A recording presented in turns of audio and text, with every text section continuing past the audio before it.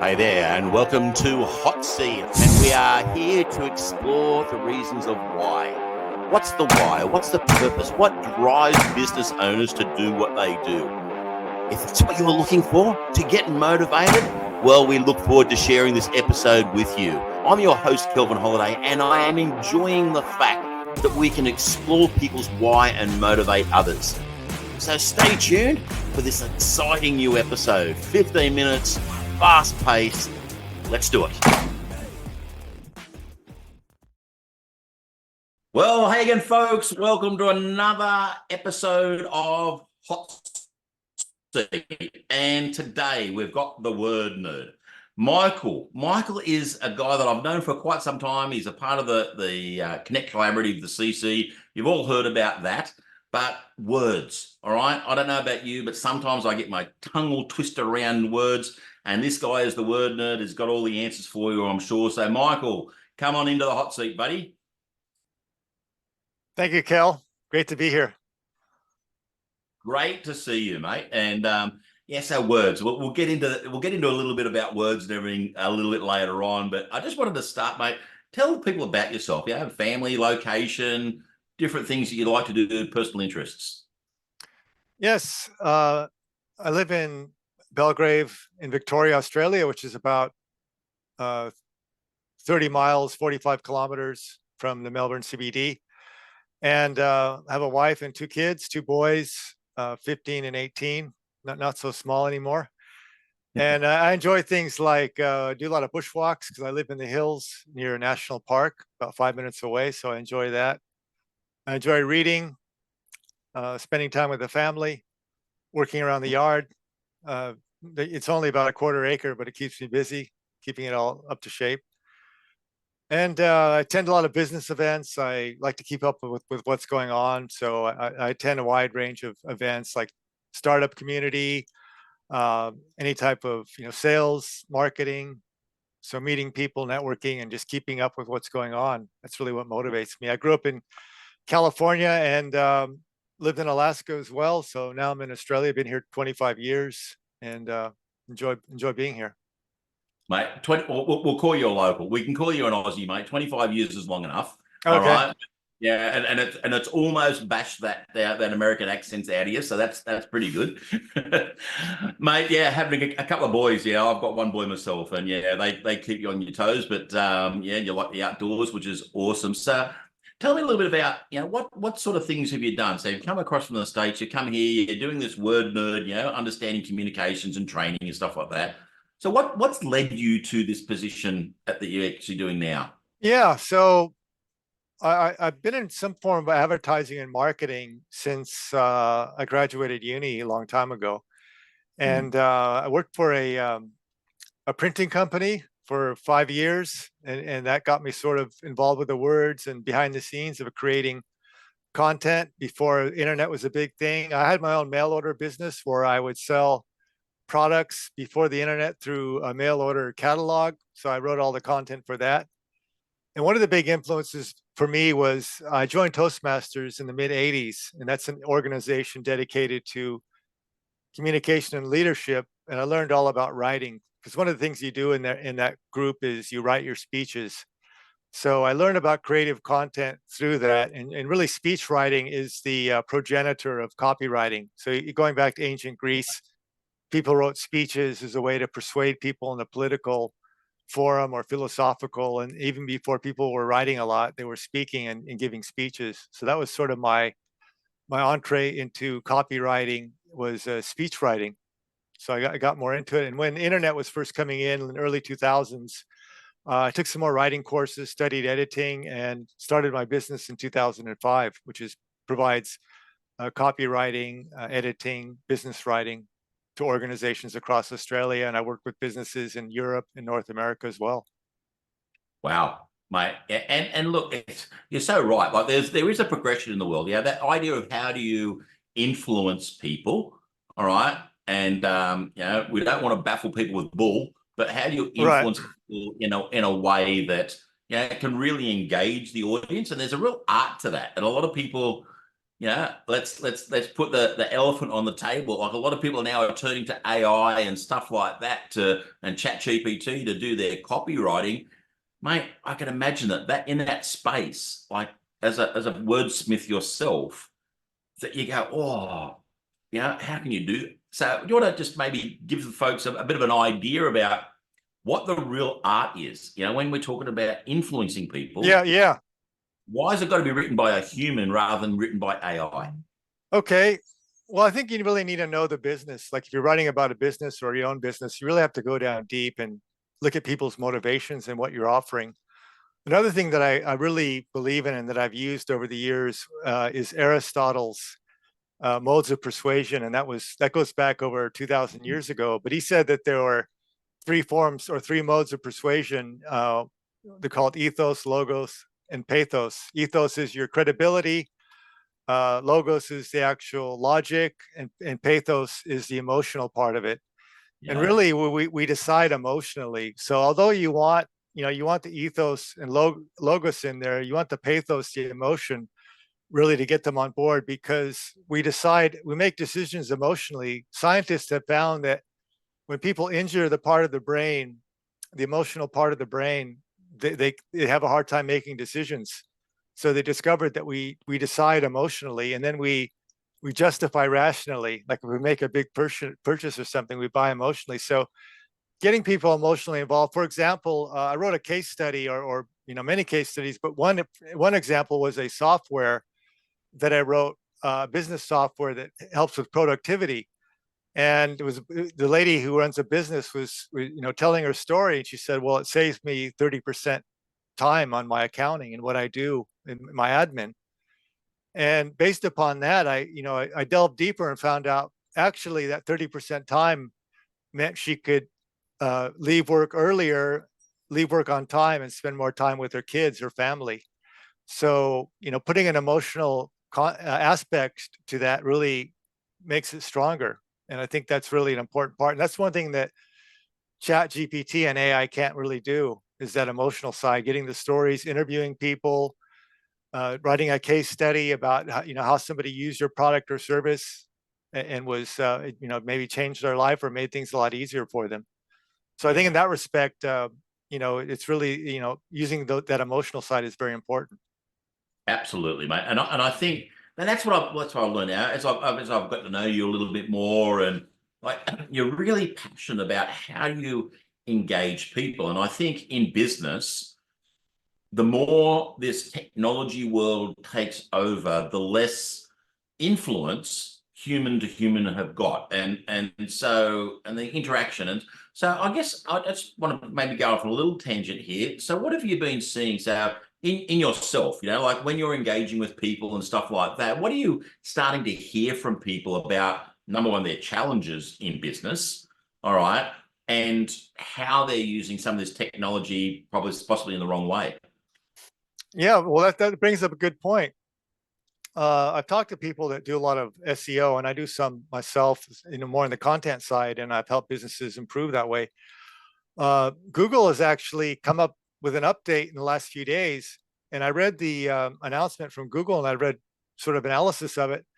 And what they're saying is that any site that has, that's added a lot of content recently, large amounts of content, those sites are being downgraded. And so Google can tell if it's AI. Plus, if you started suddenly, using Chat GPT, you got all excited and put it on your website, Google can tell that it's, first AI generated, and that you're doing it a lot. You're adding a lot of content. So a lot of those sites have been downgraded in the last few days due to that update. And I found that the people that I've been helping with their websites and SEO, that hasn't happened because Yeah. it's human written, and it's stronger content. So in that respect, I think things like Chat GPT, they can be used in a way that maybe helps you. Maybe use it to write an outline for a blog, or maybe you need 1,000-word article, and it writes 500 words for you. Then you totally change it. Sort of use that as a starting point for a bigger article. Then I think that's okay, because you actually had some human interaction with it. And another thing is, things like Grammarly. I've been using Grammarly for about 6 years now, and about a third of the suggestions actually add mistakes in. It's not totally correct from a grammatical standpoint, and it does some weird things that just don't sound right. So you have to be careful with any of these tools. You have to be careful. So you need people involved with it. Yeah, I think it's very important. absolutely. Yeah, nothing is going to replace human to human contact. That like we're human beings. We're not human doings. Exactly. Yeah. And we're relational people. And it's just, anyway, I could probably go on about that. I love technology. I'm a technology buff, but there's a place for it. And I think you've explained that pretty well. So Yeah. Yeah. so in the businesses that you're working with and yourself, like you're seeing, like this is a challenge. Like in your industry, we've now got a piece of technology in some respects that people are going, well, I'll just get that to do it rather than engaging somebody like you. And that's going to happen to a lot of people. There's a lot of industries that are going to be affected by different pieces of technology or changes in, there's changes in society. How do you not necessarily go about, just the AI versus words, but how do you cope with dealing with that sort of things, like the emotional side of things or the relational conversations you have? What's the way you keep moving and keep motivated in this space? Yeah, I think that I mean people will use that technology, but I do explain to them like what I just told you, that it's not the answer to all problems or solution for everything. So you can use those to help you. And I think it's important really to like we said, have be involved in that. So let's say for example, you need to write something for your business, something like a white paper. You really can't you can't use AI to really create a good product for something like that. And for me to keep motivated, I'm always coming up with new ideas and new ways of persuasion. I've delivered a course, that it's part of what I do is train as well, and I cover 40 figures of speech that are used by some of the biggest, most successful brands in the world. People like Apple, Sony, Coca-Cola, other organizations that use these for their brand names, headlines, taglines, sound bites. And I tried using Chat GPT to come up with these, and they were just terrible. So Yeah. I know that there's always something up ahead, something that AI can't really cover. So we just staying a step ahead of the game, and teaching something that really techniques that have been used for thousands of years, but they're sort of the foundation of language. So whatever happens with AI, it can't really be replaced. Yeah. That knowledge can't be replaced in the long run. So that sort of keeps me going, knowing that there's always a place for good writers and editors in society.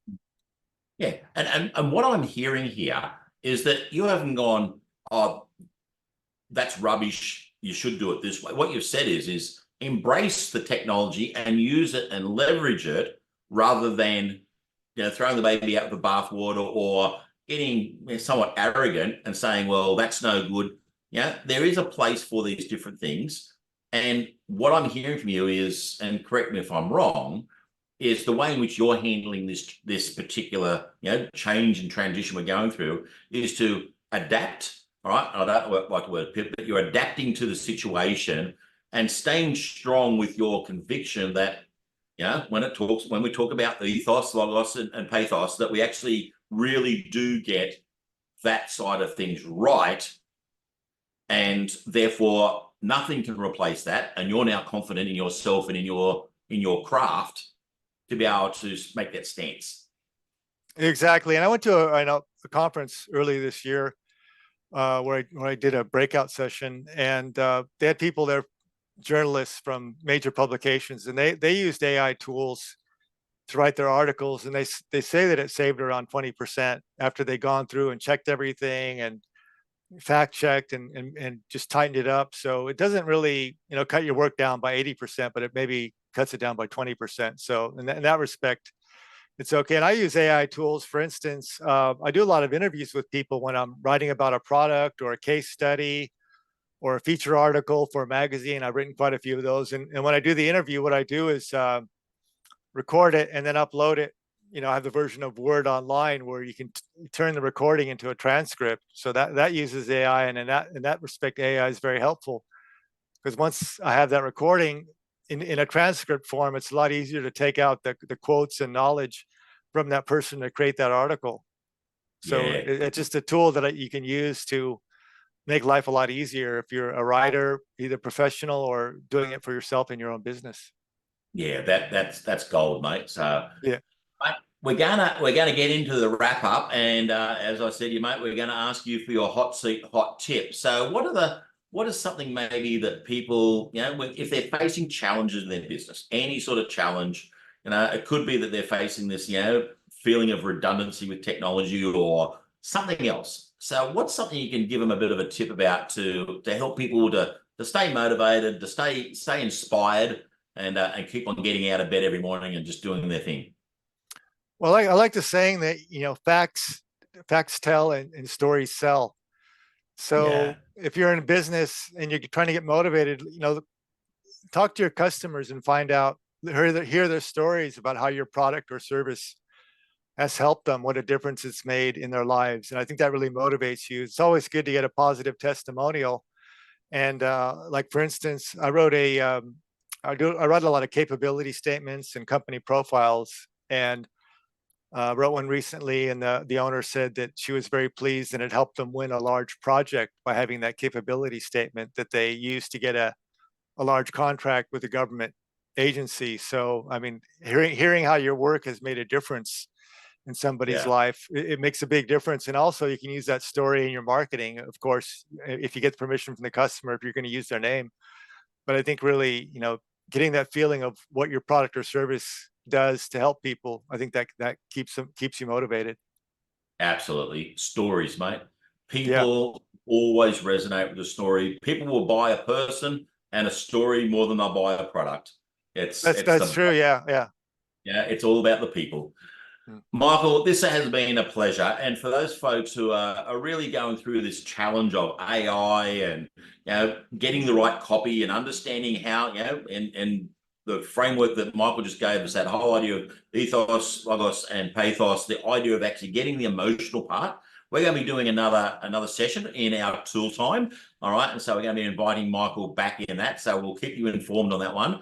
So I'm really, really, really looking forward to that one, mate, because that's the area that I struggle in personally. All right. And I'm sure there's a lot of other people out there struggling to get the words right, get the story. Yeah. And that also creates a brand, doesn't it? Yeah. Story creates definitely. brand. Yeah, definitely. So there's so many things we're going to go through. So I'm looking forward to having you back, Michael, and having a bit of a tool time talk with you, and really giving some people some value about what it is to be a word nerd, so to speak. Okay, thank you. Mate, been a pleasure. Thanks all, folks. That is Michael. He has been an absolute legend, a real word nerd, but he is going to be back in tool time sometime soon. So we will see you all next time here on Hot Seat. Thank you. Thanks for joining us here at Hot Seat. It's been an amazing, amazing event. It is a place where you can actually enjoy and be inspired by the why of others, the drive of the purpose and the passion. Please like and share this podcast with as many people as you can to inspire them to make a difference in this world. Have an awesome day. Unleash.